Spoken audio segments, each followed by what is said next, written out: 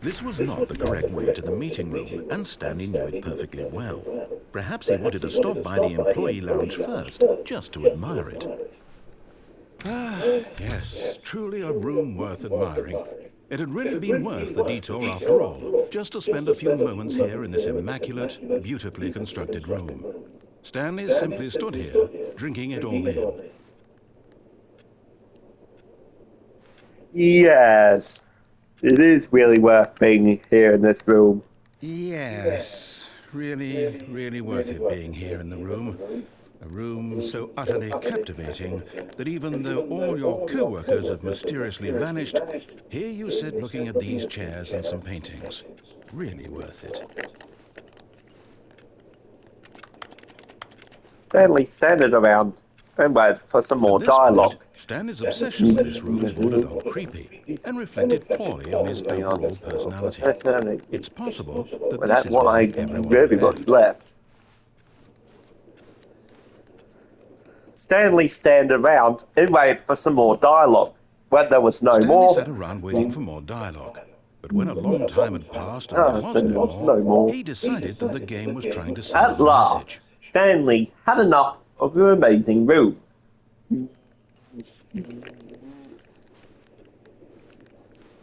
At last, he had enough of the amazing room. He took the first open door on his left to get back to business. Stanley was so bad at following directions. It's It was incredible that it was 5 years ago. Look, Stanley, I think perhaps we've gotten on the wrong foot here. I'm not your enemy, really, I'm not. I realize that investing your trust in someone else can be difficult, but the fact is that the story has been about nothing but you all this time. There's someone you've been neglecting, Stanley. Someone you've forgotten about. Please, stop trying to make every decision by yourself. Now, I'm not asking for me, I'm asking for her. This is it, Stanley. Your chance to redeem yourself, to put your work aside, to let her back into your life. She's been waiting.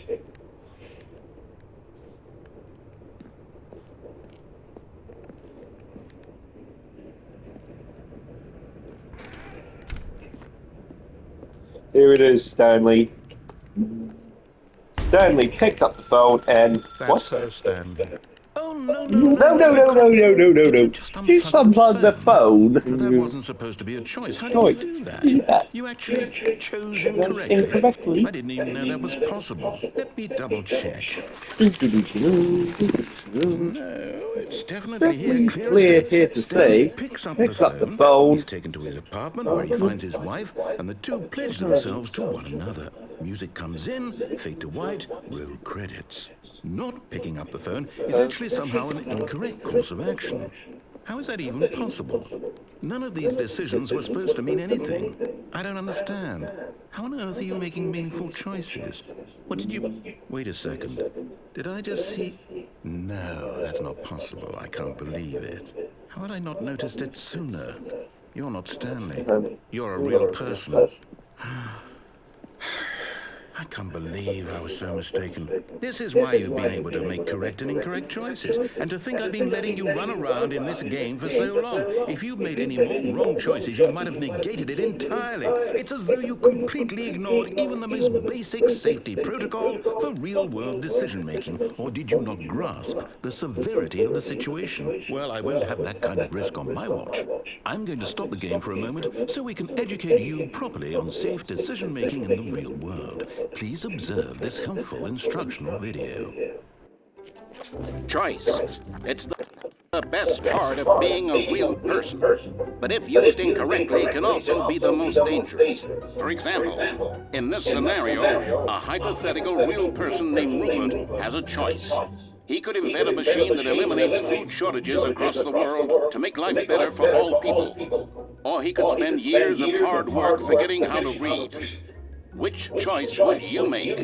Remember that unlike here, the real world makes sense, and at no time should you make a choice that does not conform to rational logic. If you find yourself speaking with a person who does not make sense, in all likelihood, that person is not real. Allow the person to finish their thought, then provide an excuse why you cannot continue talking. Turn to a partner and practice saying, "My goodness, is it 4:30? I'm supposed to be having a back, sack, and crack." Excellent. Making choices on a regular basis is the best part to a healthy decision-making process. Most medical professionals recommend making at least 8 choices per day. Do you make more than 8? Less? And finally, if you begin to wonder if your choices are actually meaningful and whether you'll ever make a significant contribution to the world, just remember that in the vast infiniteness of space, your thoughts and problems are materially insignificant, and the feeling should subside. At this time, your instructor will guide you in an exercise to test and reinforce the material covered in this video. Welcome back. You may have noticed that this room has begun to deteriorate as a result of narrative contradiction. But not to worry. Now that you're properly informed on good decision-making, we're going to revisit a choice you made just a few minutes ago and see what the correct thing to do would have been. This way, please.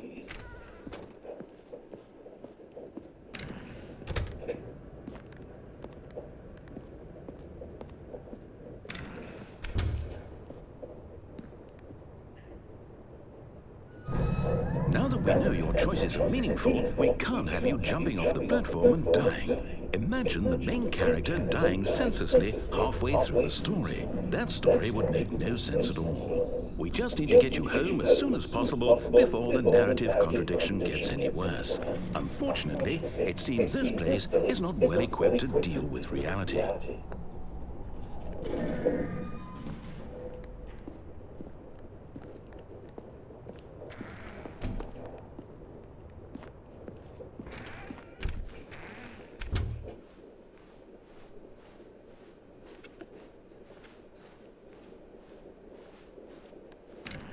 Almost there. You'll take the door on the left, back to the correct ending, the story will have resolution once again, and you'll be home free in the real world.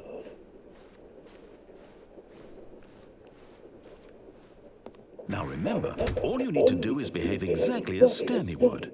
That means choosing responsibly and always putting the story first. I'm quite sure you'll be up to the task. Just follow my lead and you'll be fine. All right. When Stanley came to a set of 2 open doors, he entered the door on his left.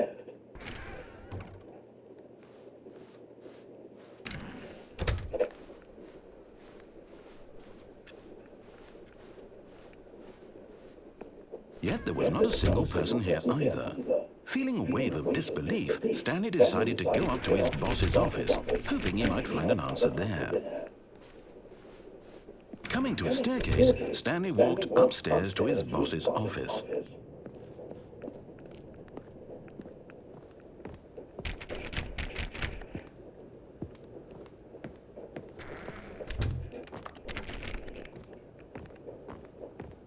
Stepping inside his manager's office, Stanley was once again stunned to discover not an indication of any human life.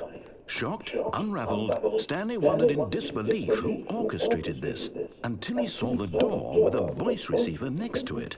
Surely behind this door lay all the answers to his questions. And beyond all probability, he knew the passcode. He had seen it on his boss's computer just last week. Night Shark 115. Was this the code to open the door? Would it still work? There was only one way to find out. Stanley had been trained never to speak up, but now he would draw from within himself the courage to face the unknown. He drew a sharp breath and then spoke the code.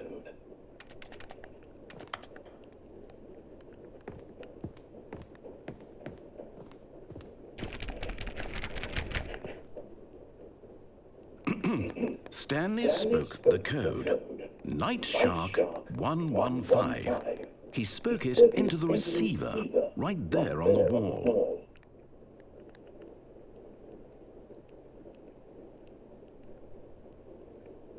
I'm sorry, is there a problem?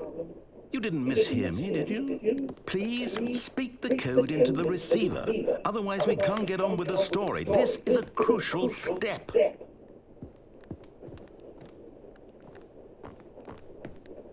Fine. Okay, If you're not going to do it, fine, you're not going to do it, but you know what? It's pretty humiliating to bring you this far, only for you to suddenly decide you have better things to do. I asked you for this one single thing, for your respect.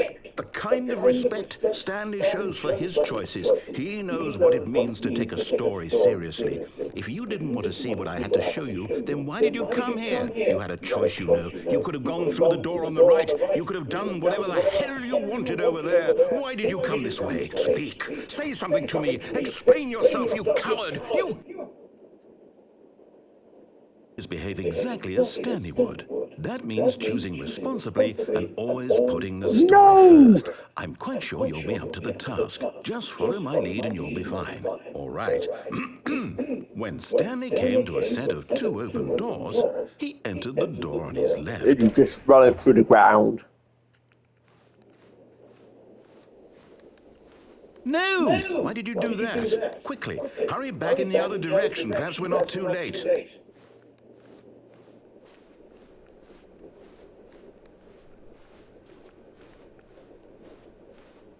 Oh, it's ruined.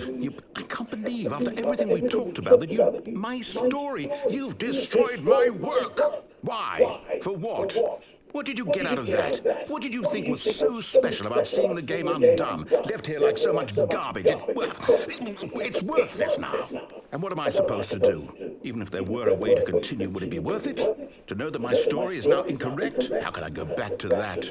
I can't erase that knowledge. I'll have to live with it forever, reliving its impossibility forever. Oh, I couldn't live that way. Is it better to shut the game down entirely? To willingly destroy all of my work? I don't know. What's the answer? What do I do? What do I do? What do I... No, I have to. I have to shut the game down. I have to. I have to.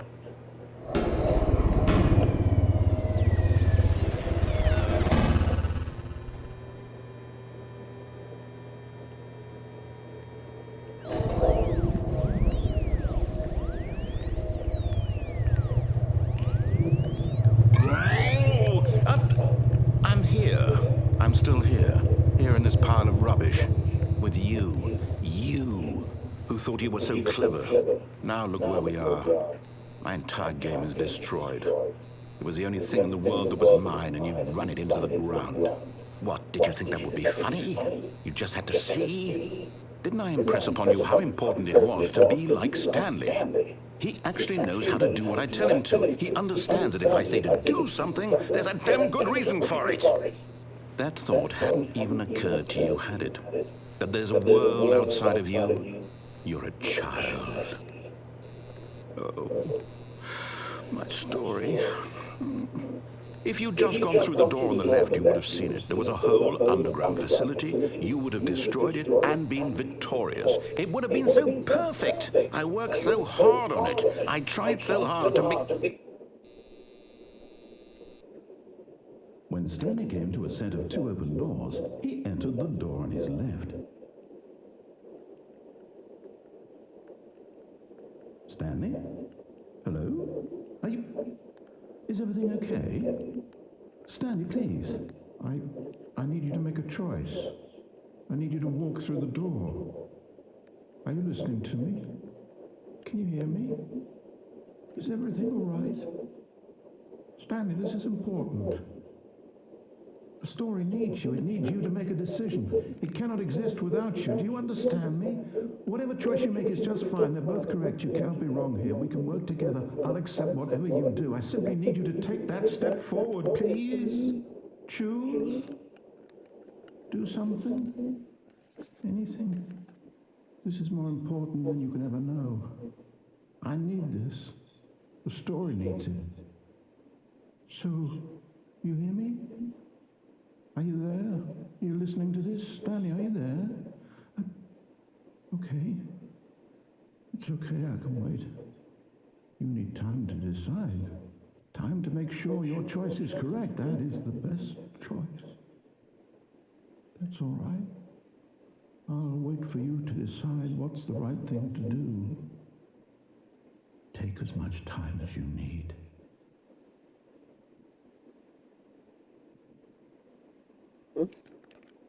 Oh, the game just crashed.